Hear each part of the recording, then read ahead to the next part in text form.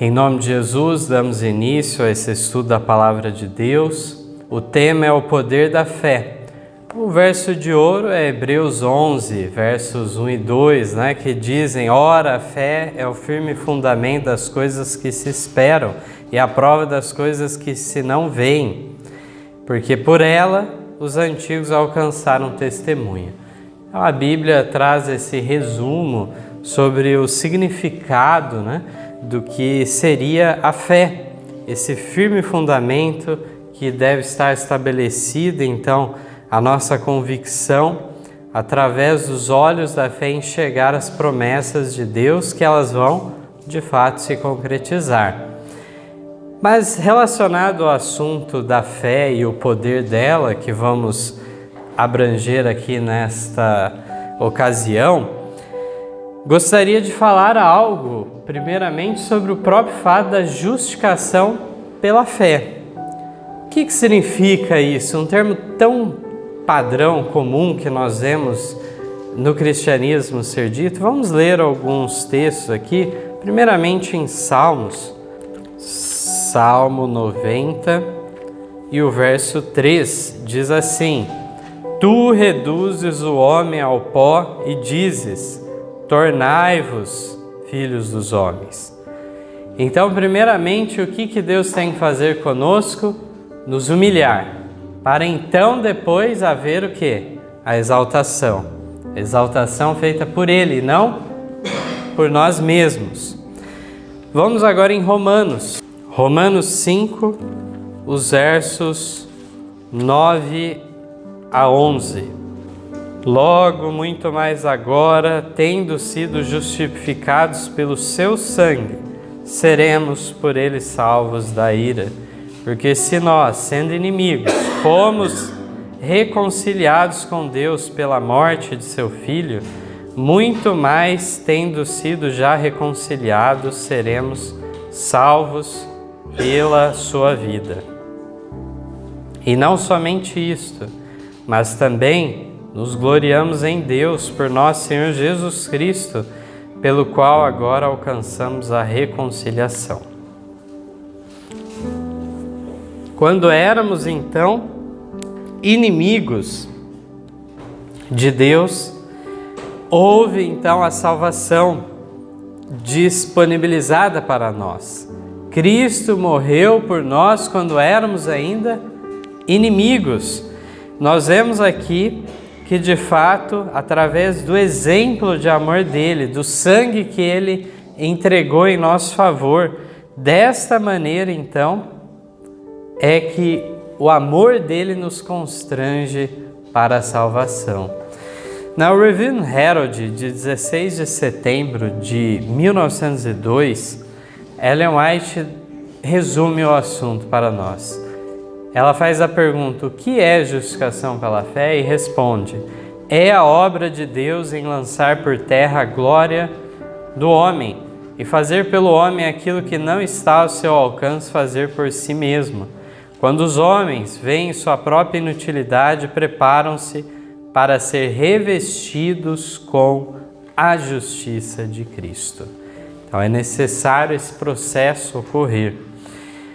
Mas também devemos notar um outro aspecto. Ainda que, primeiramente, a justiça de Cristo é colocada em nosso favor, isso significa que apenas Deus faz a obra e não temos nada do que fazer? Vamos ler agora em Ezequiel 36, o verso 25 a 27. Aqui um belíssimo simbolismo é apresentado pelo profeta Ezequiel, nos falando desse processo aí de conversão.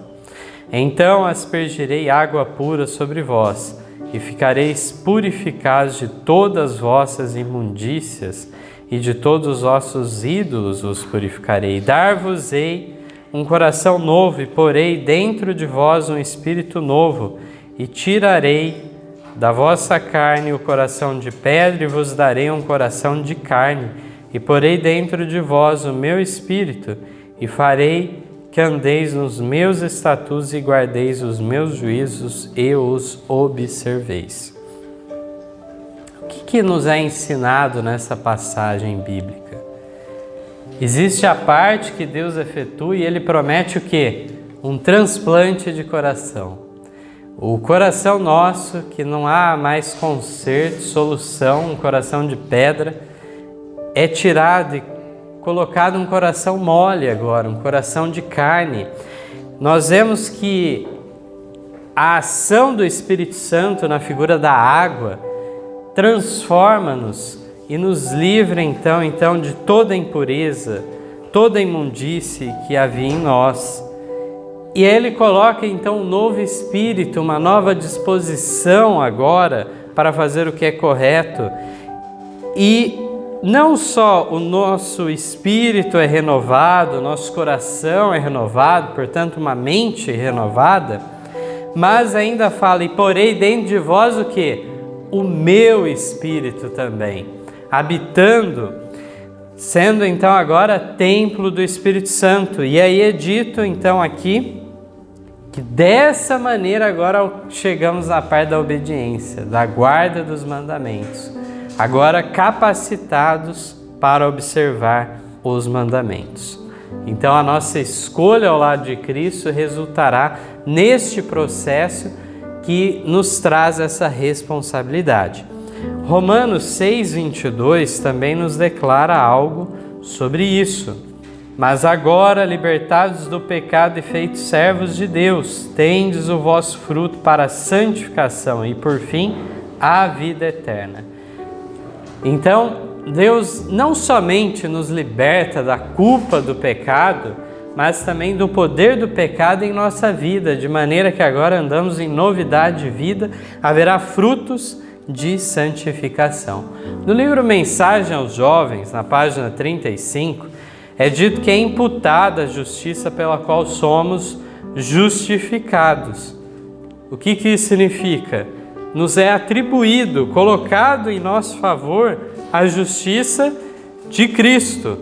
Mas o texto continua, aquela pela qual somos santificados é comunicada. Então não somente existe a justiça imputada, mas também a justiça comunicada. E ela explica ainda, a primeira é nosso título para o céu, a segunda, nossa adaptação para o céu, nossa coadunação com o céu. No Desejar de Todas as Nações, na página 555, nos diz que não é genuíno nenhum arrependimento que não opere a reforma. A justiça de Cristo não é uma capa para encobrir pecados não confessados e não abandonados. É um princípio de vida que transforma o caráter e rege a conduta. Santidade é integridade para com Deus, é inteira entrega da alma e da vida para a habitação dos princípios do céu. Então, se não houve mudança de vida, não houve de fato o quê? Arrependimento. O arrependimento não é simplesmente eu ficar triste, contrito, com os resultados maléficos que o pecado nos trouxe, mas se arrepender de ter desonrado o próprio Deus. E aqui nós vemos que não é uma capa para encobrir pecados não confessados, não. A justiça imputada de Cristo não serve para isso. Mas então, uma vez que a justiça imputada ela é junto da justiça comunicada, somos justificados e a santificação já vem em seguida. É uma sequência, de fato, nesta ordem, mas uma coisa não pode ser separada da outra. Aqui nós vemos que vai haver a transformação do caráter, da conduta. Santidade agora significa uma fidelidade, uma integridade a Deus. No Fé e Obras, na página 64, diz que essa fé viva é essencial à nossa salvação, para que nos apeguemos aos méritos do sangue do Salvador crucificado e ressurreto, a Cristo, justiça nossa. A nossa fé não tem em si mesma um poder salvífico, mas ela é a mão que faz nos apegarmos o quê? Aos méritos de Cristo. E dessa maneira alcançamos a salvação.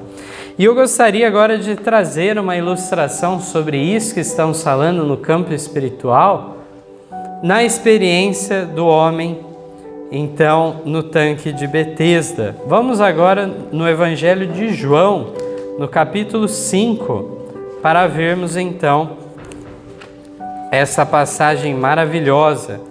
Primeiramente aqui vamos ler o capítulo 5, dos versos 1 a 5.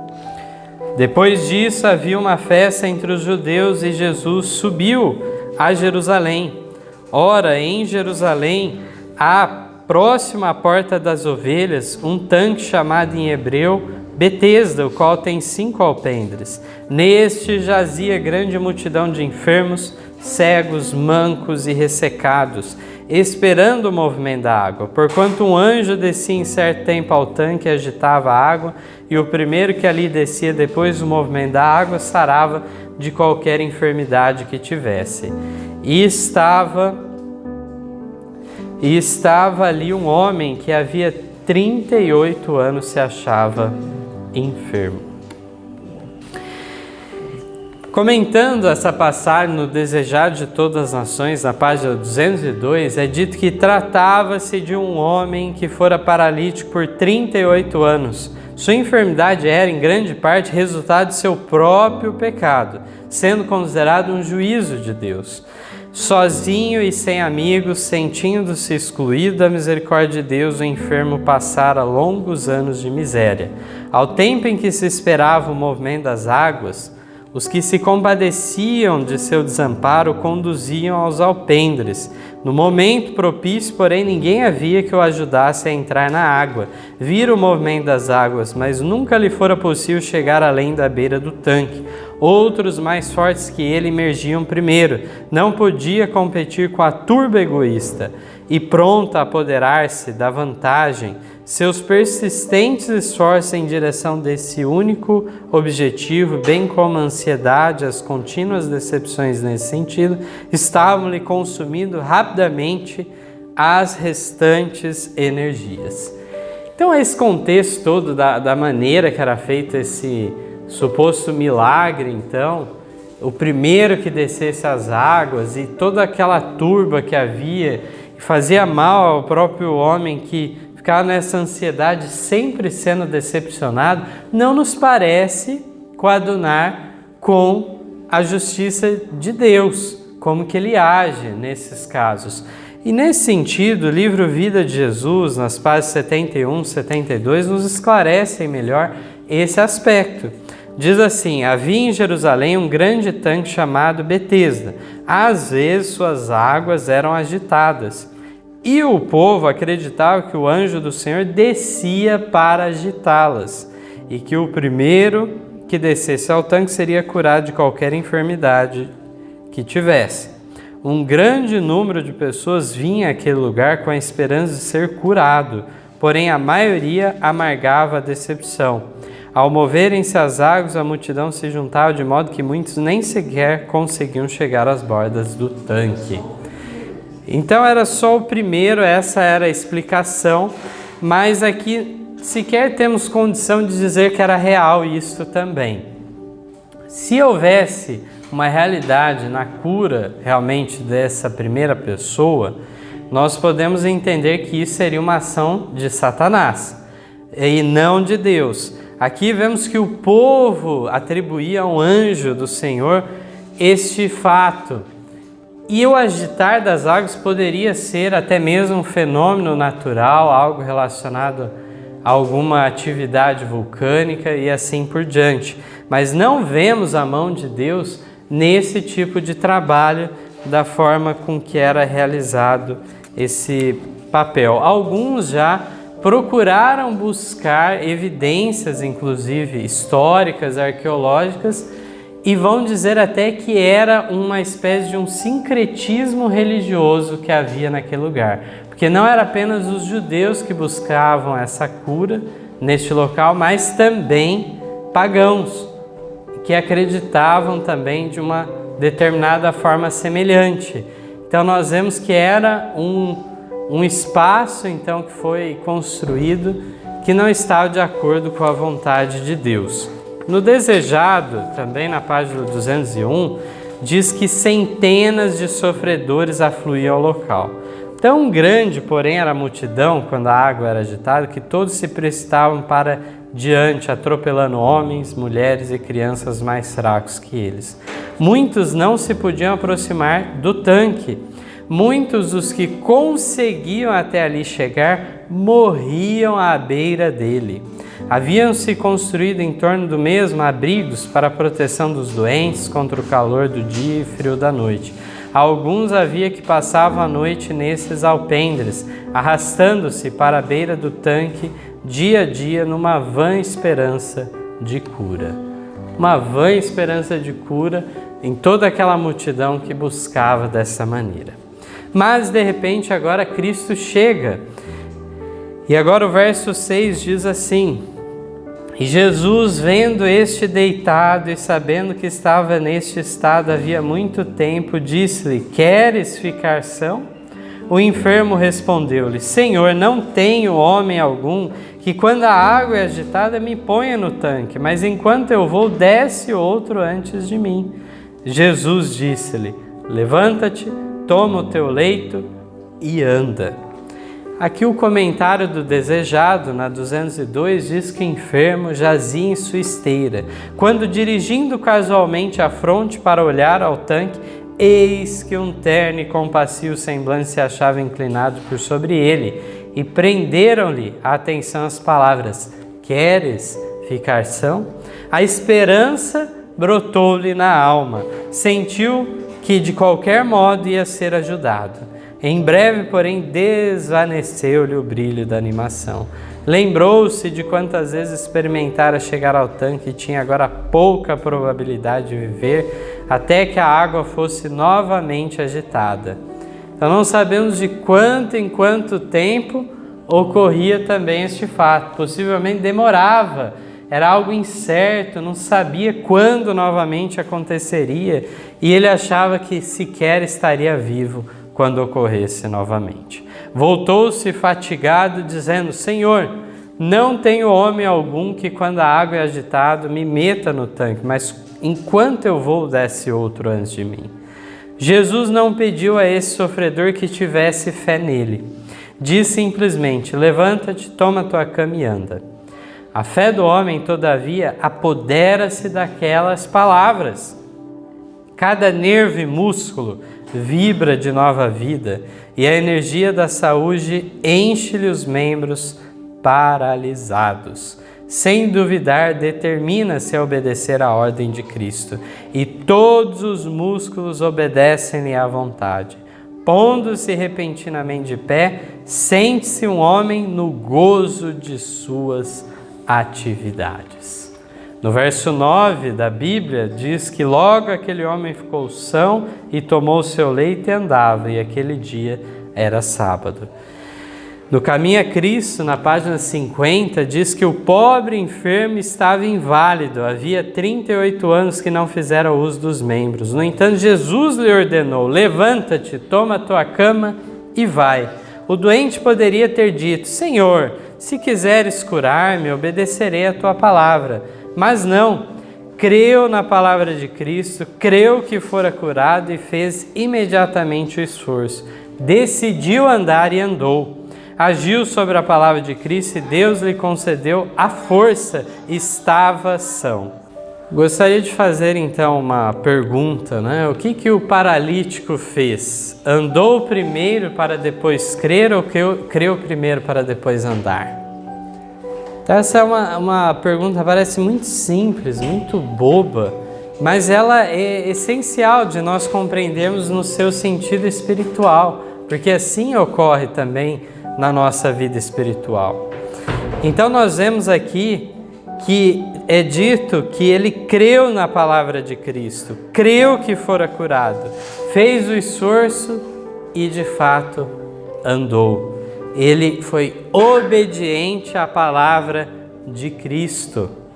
Então, que lições espirituais nós tiramos desse relato bíblico? Primeiramente, eu gostaria de ler em Isaías, no capítulo 1, verso 18, que nos fala o seguinte: Vinde então e raciocinemos juntos, diz o Senhor. Ainda que os vossos pecados sejam como a escarlata, eles se tornarão brancos como a neve. Ainda que sejam vermelhos como o carmesim, se tornarão como a branca lã.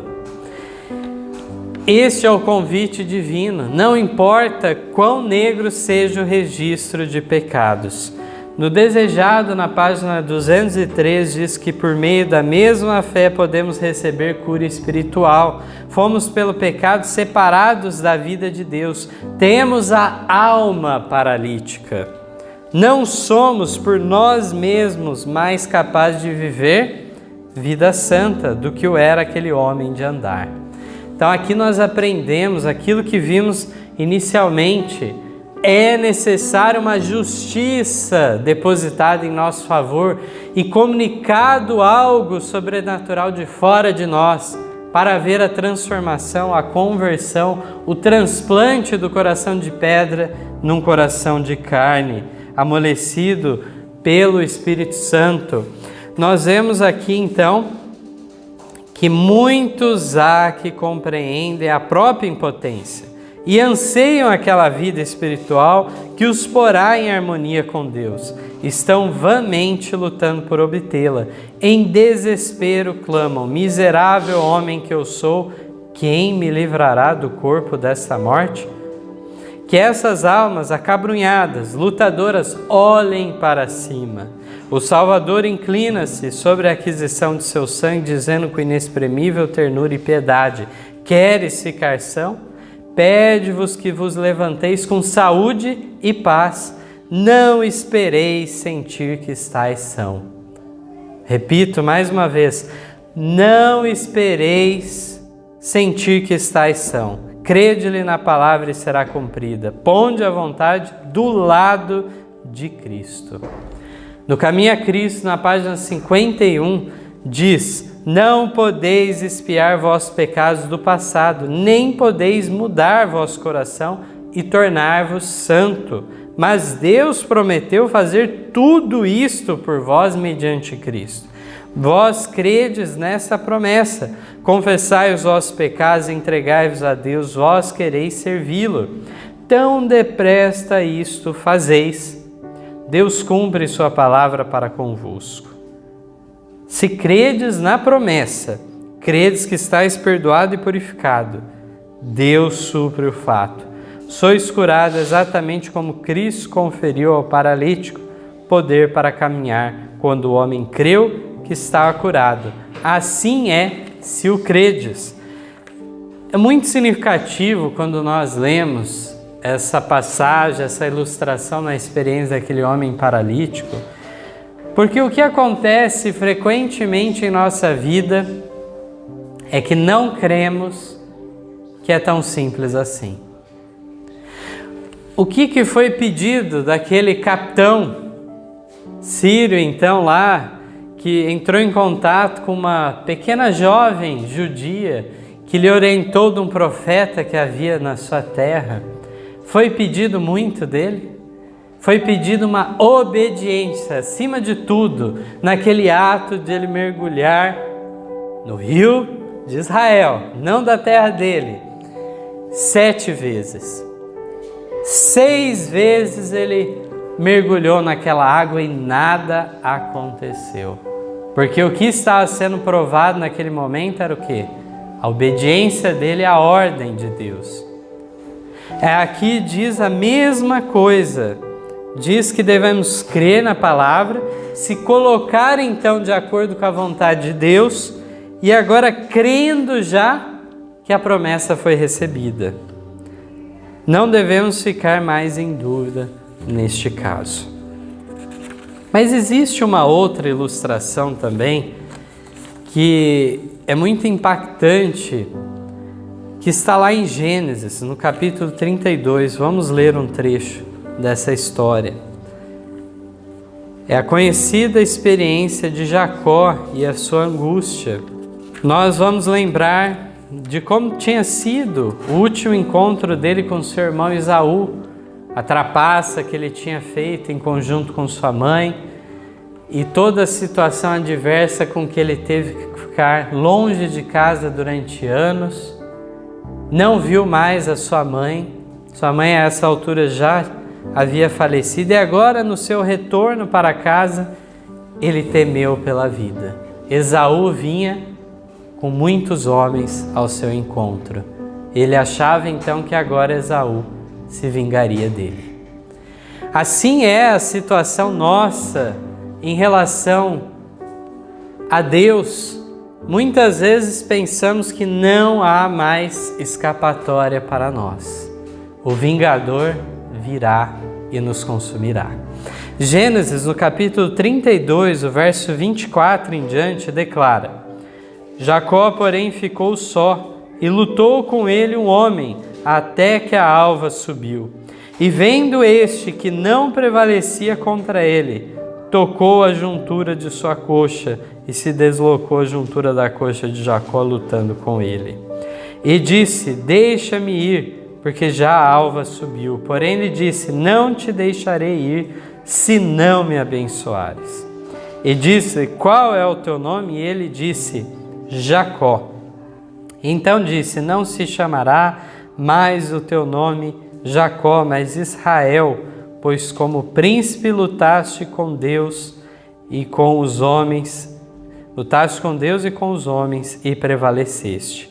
E Jacó lhe perguntou e disse: Dá-me, peste, a saber o teu nome. E disse: Por que perguntas pelo meu nome? E abençoou ali. E chamou Jacó o nome daquele lugar Peniel, porque dizia: Tenho visto a Deus face a face, e a minha alma foi salva. E saiu-lhe o sol quando passou a Peniel e manquejava da sua coxa. Essa experiência é mais um dos casos tão frequentes no Antigo Testamento de teofania, uma manifestação de Deus na figura do anjo do Senhor, do anjo do concerto. E naquela situação, então, vemos o apelo desesperado de Jacó pela bênção. No História da Redenção, na página 94 e 95, é declarado: Toda a noite Jacó lutou com o anjo, suplicando sua bênção. O anjo parecia resistir à sua oração, trazendo-lhe continuamente à lembrança os seus pecados, ao mesmo tempo em que se esforçava para ausentar-se dele. Jacó estava determinado a reter o anjo, não pela força física, mas pelo poder da fé viva. Em sua angústia, Jacó mencionou o seu arrependimento e a profunda humilhação que tinha sentido por seus erros. O anjo considerou sua oração com aparente indiferença, fazendo contínuos esforços para libertar-se do domínio de Jacó. Ele poderia ter exercido seu poder sobrenatural e libertar-se, mas preferiu não fazer isto. Muitas vezes Deus não dá o livramento imediatamente. Ele quer que lutemos pela bênção, nos esforcemos. E aqui é dito que o anjo, que sabemos bem que esse anjo do Senhor é o próprio Cristo, que estava numa figura angélica, aparece aqui e ele tem essa impressão de que todos os pecados dele vinham à sua memória. E isso esmagava a consciência dele. Mas ao mesmo tempo agora ele retém e diz que tinha se arrependido, tinha se humilhado profundamente. A continuação diz assim: quando viu que não prevaleceria contra Jacó, para convencê-lo de seu poder sobrenatural, tocou-lhe a coxa, que ficou imediatamente deslocada. Mas Jacó não abandonou seu fervoroso esforço por causa da dor física. Seu objetivo era obter uma bênção, e a dor do corpo não era suficiente para desviar-lhe a mente deste objetivo. Sua determinação era mais forte nos derradeiros momentos do conflito do que no início. Sua fé tornou-se mais intensa e perseverou até o último momento, até o nascer do dia. Não deixaria ir o anjo antes que o abençoasse, e disse: deixa-me ir, porque já a alva subiu. Porém ele disse: não te deixarei ir, se me não abençoares. Aqui nos mostra um exemplo também para nós. Diz que sua determinação era mais forte quando? No começo ou no fim? No fim. Cada vez mais que ele lutava, mais aumentava a sua fé. E ele então resistia mesmo com aquela dor física. E aqui nós vimos na leitura bíblica que de fato então Cristo abençoa ele naquele lugar. Agora sim ele estava preparado para encontrar com o seu irmão Esaú. Sabemos o desfecho final dessa história, onde realmente houve a reconciliação dos irmãos. Vamos a mais um texto bíblico que encontramos em Efésios, capítulo 2, os versos 4 e 5. Mas Deus, que é riquíssimo em misericórdia, pelo seu muito amor com que nos amou, estando nós ainda mortos em nossas ofensas, nos vivificou juntamente com Cristo. Pela graça sois salvos. Então é muito amor do nosso Salvador por nós. Temos muito que tirar de lições dos vários relatos inspirados que temos falando sobre pecado, misericórdia, fé. No livro Educação, na página 151, diz que esses registros biográficos declaram o que todo ser humano um dia compreenderá. O que todo ser humano um dia compreenderá? Veja bem, todos, de fato, que o pecado só poderá acarretar vergonha e perdas, que a incredulidade significa fracasso, mas que a misericórdia de Deus atinge as maiores profundezas e que a fé ergue a pessoa penitente para participar da adoção de filhos de Deus. Nós vemos que assim é. Ao final, os perdidos pedirão que as rochas caiam sobre eles, não suportam a presença gloriosa do próprio Deus. Em Efésios, no capítulo 3, os versos 10 a 12, ainda nos diz o seguinte: para que agora, pela Igreja, a multiforme sabedoria de Deus seja conhecida dos principados e potestades nos céus, segundo o eterno propósito que fez em Cristo Jesus nosso Senhor, no qual temos ousadia e acesso com confiança pela nossa fé nele. Devemos fazer igual Jacó, pedir por essa bênção ousadamente agora pela fé. Nós temos acesso ao trono da graça, ao ministério de Cristo intercessória em nosso favor. Ele é o nosso advogado que apresenta nosso caso. Ele intercede, envia o Espírito Santo à terra para nos capacitar às boas obras.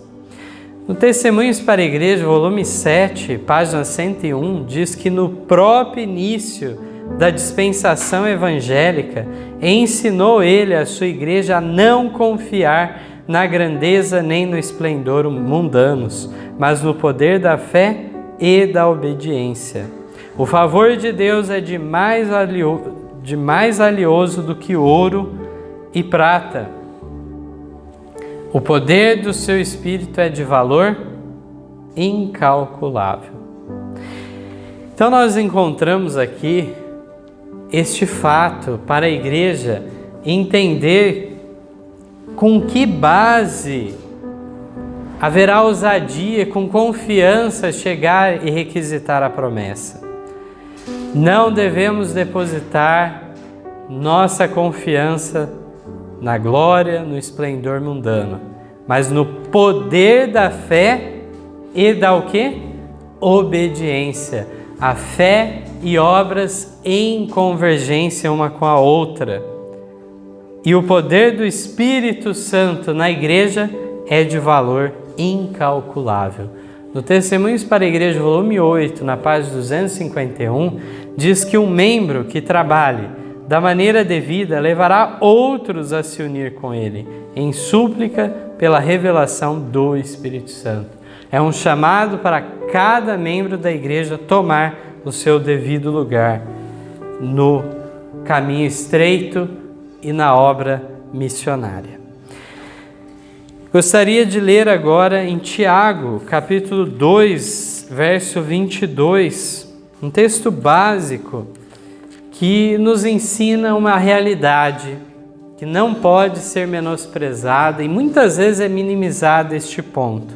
E com esse ponto nós vamos sinalizar de que forma exercemos mais fé. De que forma nós vamos aumentar a nossa fé, visto que Jesus fala justamente disso, dessa necessidade, fala da incredulidade, da fraqueza muitas vezes que os discípulos manifestavam e eles deveriam aumentar a fé deles. De que maneira então isso ocorre? Tiago, no capítulo 2, verso 22, responde: bem vês que a fé cooperou com as suas obras e que pelas obras a fé foi aperfeiçoada. As obras não são possíveis se não houver a fé primeiramente. Mas, uma vez que nós damos início a esse processo, fé e em seguida obras, agora é um caminho que inverte de volta. As obras agora vão nos levar de volta à fé. E assim, nesse círculo virtuoso que nós encontramos aqui relatado no texto, pelas obras a fé foi aperfeiçoada. Uma fé genuína, ela vai se fortalecendo à medida que ocorrem obras correspondentes. Na meditação A Fé pela Qual Eu Vivo, na página 9, é dito: segure os jovens à mão do infinito poder. A fé cresce pelo exercício. Alimentai-vos das promessas, estai contentes de descansar na simples promessa da palavra de Deus. E no Profetas e Reis, na página 351, em uma frase resume o assunto: nada inspira a fé mais depressa do que o próprio exercício da fé. Quando falamos de fé, portanto, não estamos falando apenas de uma crença intelectual, um assentimento intelectual que fica em nossa mente e não se manifesta em atitudes, em mudança das nossas palavras, em mudança de vida. Nós encontramos então uma fé viva que, ao exercitarmos ela, mais fé virá em consequência. Que Deus nos abençoe e que possamos então cada dia mais entender o poder da fé, se apropriar das promessas de Deus em nosso favor e deste modo alcançarmos a salvação que nos foi oferecida tão amavelmente por nosso querido Salvador. Amém.